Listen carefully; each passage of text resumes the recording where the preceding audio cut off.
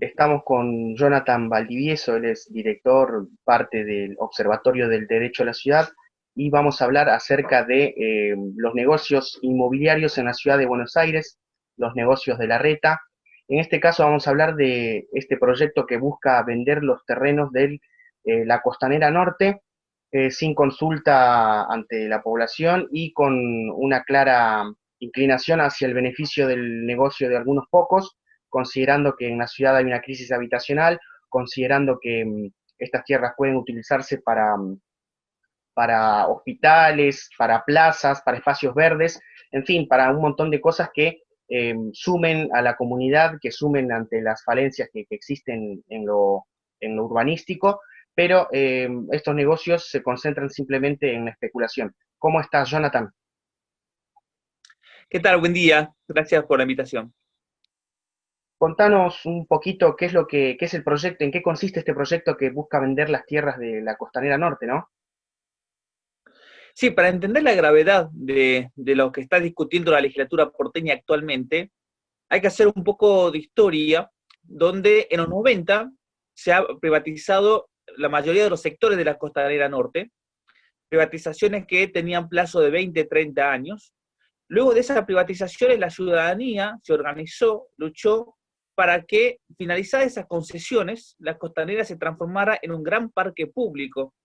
Y la ciudadanía había obtenido esa conquista social, esa conquista ambiental, había logrado que se aprueben ordenanzas que prohibían la reprivatización de la Costanera Norte, logró que la Constitución estableciera que el entorno ribereño tenía que ser público, de acceso libre y restricto, logró que esa directriz se incorporara en el Plan Urbano Ambiental, pero ahora vemos que, finalizadas las concesiones, este gobierno está nuevamente reprivatizando la Costanera Norte.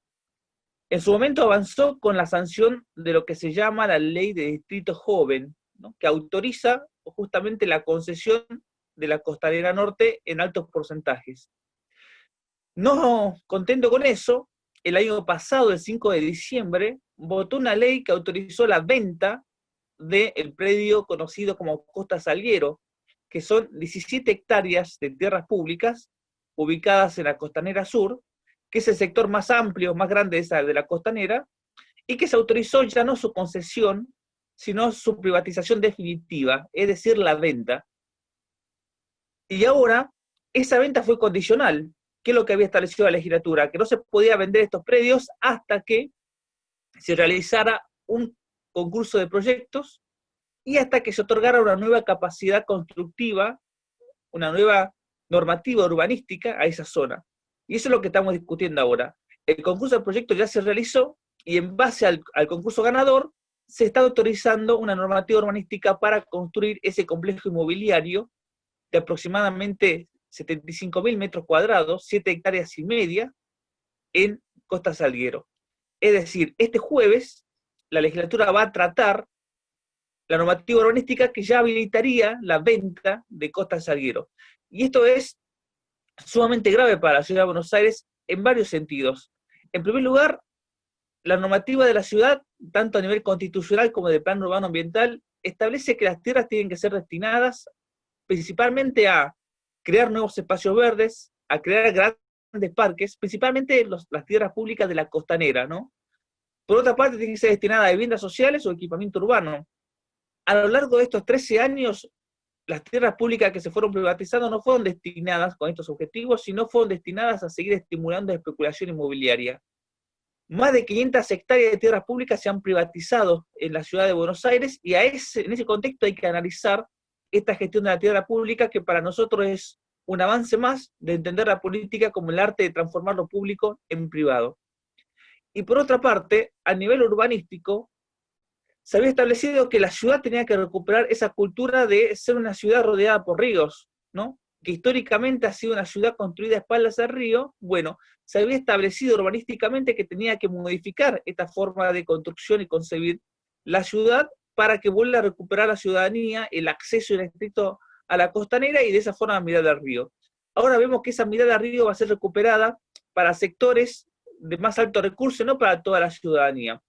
En esas viviendas nuevas que se van a construir allí, viviendas lujosas, suntuosas, solamente va a ser accesible para el 5% de la población porteña, y no para el resto, digamos, no va a traer ningún tipo de beneficio para el resto, vamos a perder espacio verde, vamos a perder acceso a la costa, y además, algo muy grave es que es uno de los primeros pasos para ir generando una nueva fractura social y urbana en la ciudad de Buenos Aires.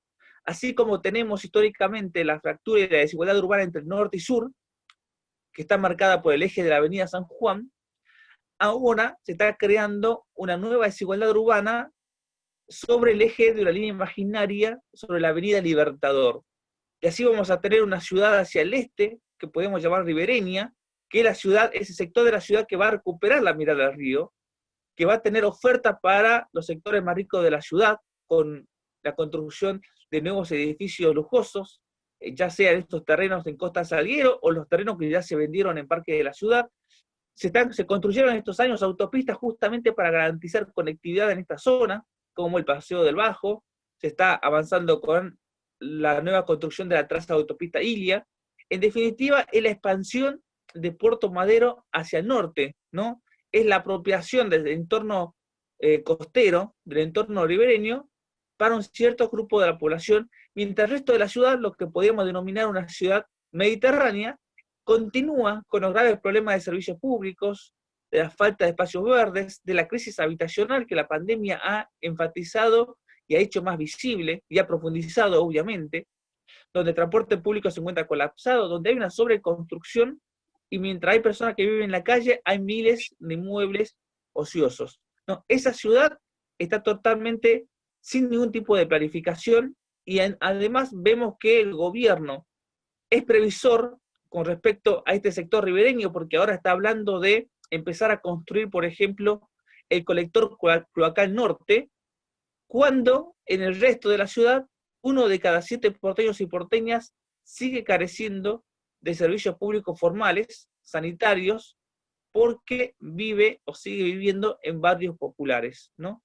Entonces vemos que la gestión del gobierno está creando desigualdades, como la gestión que tiene una connivencia con el sector inmobiliario, sabe que la forma de obtener mayor rentabilidad y rápida es generar desigualdades urbanas en la ciudad de Buenos Aires para que incremente el valor del suelo en unas zonas y en otras zonas se deprima, y captar, apropiarse de ese valor que genera la diferencia de los indicadores del valor de metro cuadrado en la ciudad y la especulación inmobiliaria. Bien, Jonathan, teniendo en cuenta esto que vos remarcabas, la doble vara que existe, ¿no? Con el acceso al hábitat, al espacio, a los territorios en la ciudad, ¿cómo viste durante la pandemia la progresión de estos negocios? Digamos, ¿ha habido cuarentena, por decirlo de alguna manera, para los negocios inmobiliarios? No, para nada. Durante la pandemia, estas privatizaciones y negocios con las excepciones en la planificación urbana y en los negocios con la tierra pública continuaron. Salieron muchísimas irregularidades denunciadas públicamente, como por ejemplo los permisos otorgados a la empresa Irse y Porra para construir en Caballitos, ¿no? Cuyos permisos, algunos permisos de obra y permisos ambientales se otorgaron en plena pandemia y ahora la justicia ratificó que eran los permisos ambientales por lo menos otorgados irregularmente. También se aprobó un permiso para la empresa de Marcelo Midlin, que consiguió un permiso con excepciones para construir en una manzana en Belgrano. La legislatura, al principio de la pandemia, decidió delegar la dirección de esta crisis al jefe de gobierno, transfiriendo poderes que jamás se ha visto en una época democrática, ¿no? Generalmente en época de crisis se transfieren poderes que tienen que ver con la ejecución del presupuesto para modificar el presupuesto aprobado a los poderes ejecutivos, pero Rodríguez Larreta tiene la facultad actualmente de poder suspender leyes y de poder modificar contratos que necesitan la aprobación de la legislatura por doble lectura. Eso implica que la legislatura decidió prescindir de sus facultades, delegarlas en el Poder Ejecutivo y encargarse únicamente de tratar negocios inmobiliarios. En la pandemia la legislatura no ha tratado ningún proyecto que tenga que ver con la crisis alimentaria, habitacional y sanitaria que tiene la ciudad de Buenos Aires, y se ha focalizado en tratar negocios inmobiliarios. Es más, cuando la justicia ha impedido que pueda avanzar con estos negocios inmobiliarios, la legislatura estuvo sin sesionar un mes, ¿no? Y ahora, este jueves, por ejemplo, va a tratar únicamente la venta y la autorización para este complejo inmobiliario en Costa Salguero y otros 3 convenios urbanísticos para aumentar la capacidad constructiva de parcelas que eran públicas, que fueron vendidas a privados, que fueron mal vendidas, y ahora cierran el ciclo garantizando más construcción a privados a cambio de un poco de dinero, que obviamente la mayor capitalización de ese aumento de valor de la tierra que genera el aumento de la capacidad constructiva se la quedan los privados de tierras que fueron primeros públicas, ¿no? Entonces, también hay un ciclo económico de que, mirando puramente desde la perspectiva económica, el Estado vendió mal la tierra, la vendió barata, y la vendió sin aprovechar al máximo su capacidad constructiva, que ahora sí lo está aprovechando los privados. Sí, con respecto a los negocios netamente, a la venta de tierras, digamos, hiciste una buena descripción. Y también el gobierno de la ciudad tiene muchas tierras que brinda en concesión a privados también, ¿no? Y que, por ejemplo, el grueso de la población tiene muchísimas dificultades para acceder, por ejemplo, en una comunidad en la que falta un establecimiento sanitario, no se les da, pero a los públicos se les da. Un caso paradigmático de los últimos meses al menos es, por ejemplo, el estacionamiento de Constitución que el gobierno de la ciudad le cede a Artear, a Canal 13, le alquila ese espacio de 7.000, de más de 7.000, de más de 8.000, perdón, metros cuadrados, por un alquiler irrisorio, es decir, un espacio que podría usarse para mejorar las condiciones de la población de la Comuna 1, se lo alquila a un privado a un precio que no es el de mercado, con una concesión absurda. Muchas organizaciones estuvieron denunciando esto últimamente. ¿Ves que esto es una forma de operar común en el gobierno de la ciudad? Sí, eso es algo bastante cotidiano y frecuente, la cuestión de cómo se realizan las evaluaciones en la ciudad, ya sean para las concesiones o para las ventas. Así como mencionabas este caso de la baja autopista aquí en Constitución, cuando se vendieron los terrenos del Parque de la Innovación también durante la pandemia, por ejemplo, esos predios se hicieron con un valor 40% inferior al valor de mercado que los propios índices del gobierno de la Ciudad de Buenos Aires establecen, ¿no? El gobierno tiene índices para cobrar el derecho de plusvalía, indicadores. Bueno, según esos indicadores, el propio Estado vendió 40% más barato de los propios indicadores que utiliza el Estado para cobrar el impuesto a la plusvalía. Y así también lo vemos que ha sido una constante en la gestión del PRO. Cuando Mauricio Macri empezó en la gestión como presidente a vender tierras nacionales, ahora están saliendo investigaciones de la auditoría, de la Oficina Anticorrupción, de que vendía los predios a un tercio menor al valor que establecía el Tribunal de Tasación a nivel nacional. Entonces, desde el punto de vista de perspectiva económica, porque, a ver, la gestión de tierras públicas tiene que ser una gestión orientada a garantizar el bien común. En segundo lugar, la gestión del banco de inmuebles tiene que ser una gestión que no puede ser unidireccional, ¿no? Que no puede ser únicamente descapitalizar el banco de inmuebles, hacer que el Estado se desprenda de sus tierras públicas, sino que tiene que hacer más como una cuestión cíclica, que el Estado pueda comprar y el Estado venda en forma equilibrada. Principalmente que el Estado vaya adquiriendo más tierra pública a medida que pasa el tiempo, que eso sería una buena gestión de la ciudad, porque la ciudad necesita tierra pública para garantizar estas cuestiones ambientales, habitacionales, pero también para tener más peso en la regulación del mercado inmobiliario. Esto es lo que no sucede en la Ciudad de Buenos Aires, ¿no? La gestión de la tierra pública es una gestión abocada a ver cómo hace para que lo público sea explotado más eficazmente por los privados, no por el Estado ni para el bien común.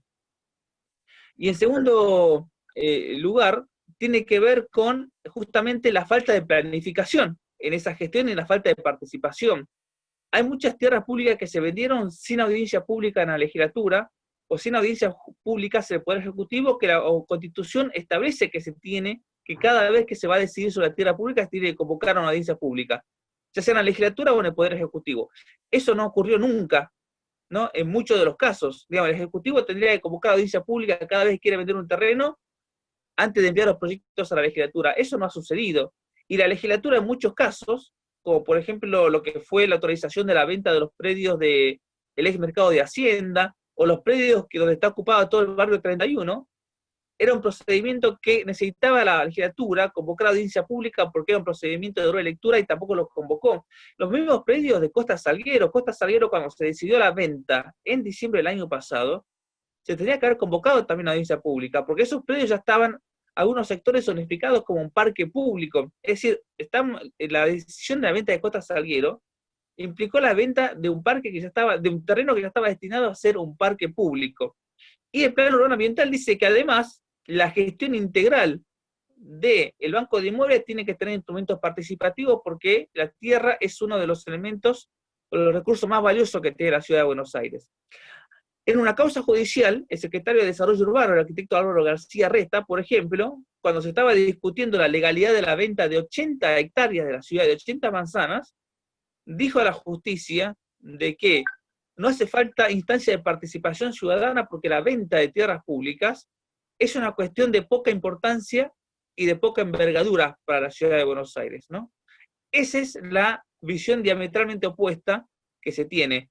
Para la tierra pública, para este gobierno, no tiene importancia para lo público y por eso se la destina a los privados. Obviamente, este es en lo discursivo. En los hechos reales hay una connivencia muy fuerte, donde hay cartelización de la compra de tierras públicas, donde la tierra pública se paga en compensación a favores políticos, ¿no? Y del otro lado hay una gran organización ciudadana asamblearia que hace años trata de proteger que la ciudad de Buenos Aires no pierda sus tierras públicas, que también es perder el costo de oportunidad a futuro. A futuro, la ciudad de Buenos Aires, para mitigar la crisis climática, para afrontar la cuestión habitacional, va a necesitar comprar tierra, va a necesitar gestionar más tierras, y lamentablemente la vamos a tener que comprar más cara y nos vamos a tener que endeudar para comprar esa tierra que ahora la tenemos y la vendemos mal.